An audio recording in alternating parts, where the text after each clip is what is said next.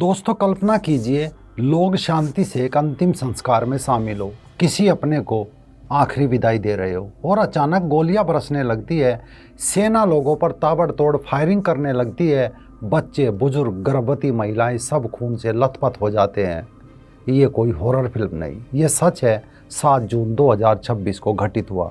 जगह है पाकिस्तान के कब्जे वाला कश्मीर यानी पीओके, जहां पाकिस्तानी सेना निर्दोष लोगों पर गोलियां बरसा रही है। मार 200 को रही है और बता 10-11 रही है। स्ट्रेट फायरिंग की जा रही है जी आवाम पे। असेंबली सड़े पैरों में नमस्कार, मैं राजीव चौधरी। जैसे ही पीओके से कुछ वीडियोज बाहर आए, दुनिया भर में सवाल बन गया। आखिर ऐसा क्या हुआ था जो पीओके में पाकिस्तानी सेना ने अपने ही लोगों पर गोलियां बरसाई? और सबसे बड़ा सवाल बना कि इस त्रासदी में मरने वालों का सही आंकड़ा क्या है? पाकिस्तान आखिर क्या छिपाने की कोशिश कर रहा है? आप ये खबर उस तरीके से समझिए जिस तरीके से पाकिस्तान के अंदर इस खबर की चर्चा चल रही है। लोग आपस में जैसे बातें कर रहे हैं, एक दूसरे को इस नरसंहार की आप बीती बता रहे हैं।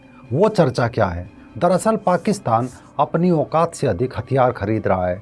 ये हथियार कर्ज लेकर ज़्यादातर खरीदे जा रहे हैं। आम लोगों के पास रोजगार नहीं है।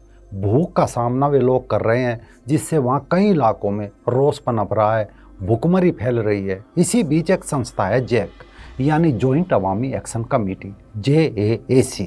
ये एक सिविल सोसाइटी संगठन है जो पिछले 2 सालों से पीओके में बेरोजगारी, महंगाई, बिजली की बढ़ती दरों के खिलाफ आवाज़ उठा रहा था। और धीरे धीरे भूख और महंगाई से तंग लोग उनकी इस आवाज़ के साथ जुड़ रहे थे और जैक की आवाज़ एक बड़ा आंदोलन बन गई थी। शुरुआत हुई इसी 5 जून की देर रात। पीओके के रावलकोट शहर के पास बारमांग ब्रिज के पास ये पूरा मामला शुरू हुआ। असल में पाकिस्तानी सेना ने स्थानीय अधिकार कार्यकर्ता और जॉइंट अवामी एक्शन कमेटी के प्रमुख सदस्य सरदार उमर नाजिर कश्मीरी की गाड़ी को रोक लिया। रोक कर उसे डराया, धमकाया, गाली गलौज की और फिर बात बढ़ती चली गई। बात बढ़ती चली तो गोली चला दी। यानी सब कुछ सुनियोजित था। सरदार उमर नाजिर कश्मीरी को गोली मारी गई, लेकिन एक गोली उसके कान के पास से निकल गई। वो तो बाल बाल बच गए, मगर उनके साथी और जैक के कार्यकारी सदस्य शाहजेब हबीब इस हमले में मारे गए। गोलियों की आवाज़ और घटना की खबर लोगों तक पहुंची तो उबाल आ गया। एक तो भुखमरी, दूसरा गरीबी, तीसरा आवाज़ उठाने पर मौत। भीड़ आक्रोशित हो गई और आक्रोशित भीड़ सड़कों पर आ गई। पूरे क्षेत्र में तनाव बढ़ गया। प्रदर्शन में नारे लगने लगे कि ये जो दहशतगर्दी है, इसके पीछे वर्दी है।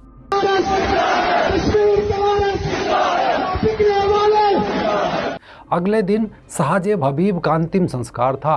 रावलकोट स्थित कंबाइंड मिलिट्री हॉस्पिटल के बाहर हजारों की संख्या में लोग जमा होने लगे। नमाज जनाजा चल रहा था, लोग नारेबाजी कर रहे थे।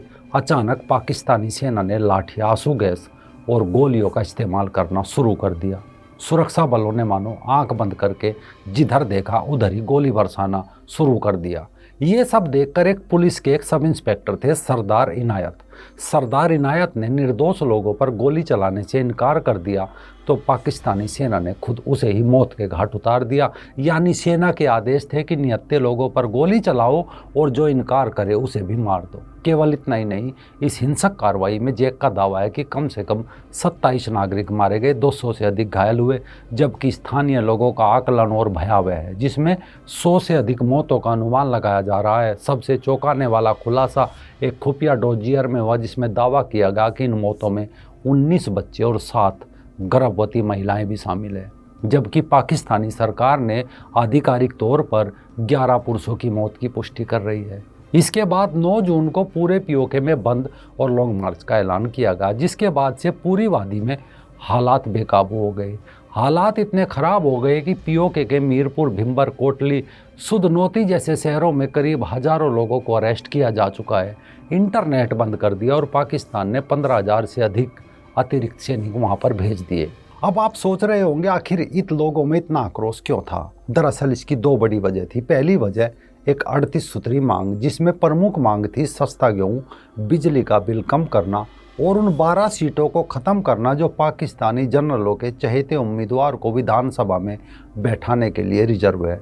दूसरी समस्या है मंगला डैम। इसकी कमाई मंगला डैम पीओके की ज़मीन पर बना है, लेकिन उससे पैदा होने वाली बिजली का उपयोग पाकिस्तान के मैदानी इलाकों में होता है।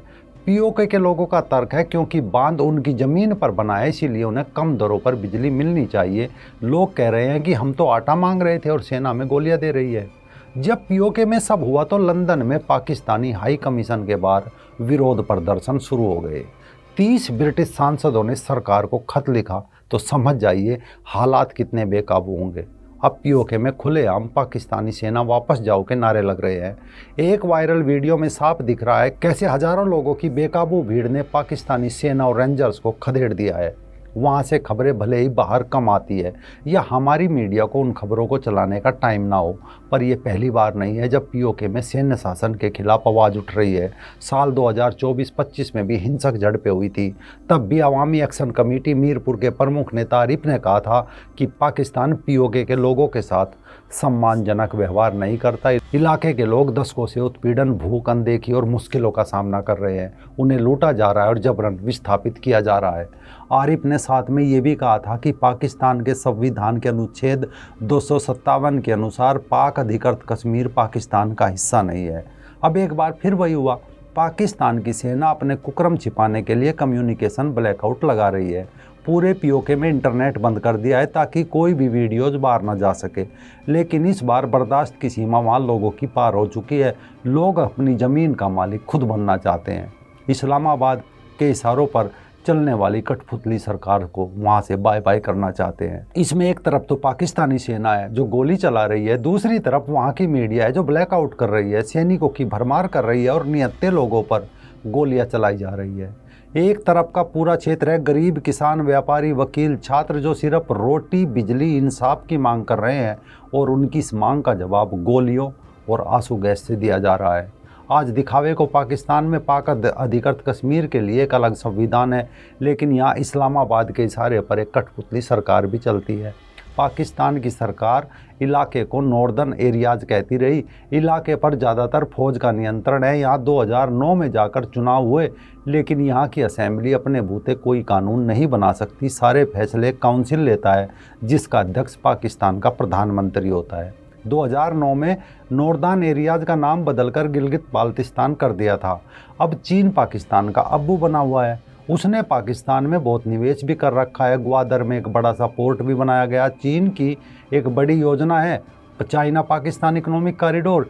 ये कॉरिडोर भी गिलगित बाल्टिस्तान से गुजरता है। अब चीन नहीं चाहता उसकी परियोजना ऐसे इलाके से निकले जिसे लेकर किसी तरह का विवाद हो। इस कारण वहाँ से स्थानीय शिया मुस्लिमों को हटाकर सुन्नी मुस्लिम बसाए जा रहे हैं। आतंकी कैंप चलने के साथ असली कश्मीरी लोगों को वहाँ से जुल्म और बर्बरता के दम पर हटाया जा रहा है। भयंकर गरीबी और मूलभूत सुविधाओं के नाम पर पैकेज का झुंझुना दिया जाता है, लेकिन इससे गिलगित बाल्टिस्तान की जनता नाखुश है। यही कारण है कि भारत अब कह रहा है कि इन इलाकों में किसी तरह की एक तरफा हेराफेरी गैरकानूनी है। भारत वाले हिस्से की बढ़ती चकाचौंध उन लोगों के मन में पाकिस्तान के प्रति गुस्सा भी बढ़ रही है। इस कारण अब पाकिस्तान को डर है कि कहीं बांग्लादेश की तरह पीओके भी हाथ से ना निकल जाए। इस कारण अपने ही मासूम लोगों पर गोली बरसाई जा रही है।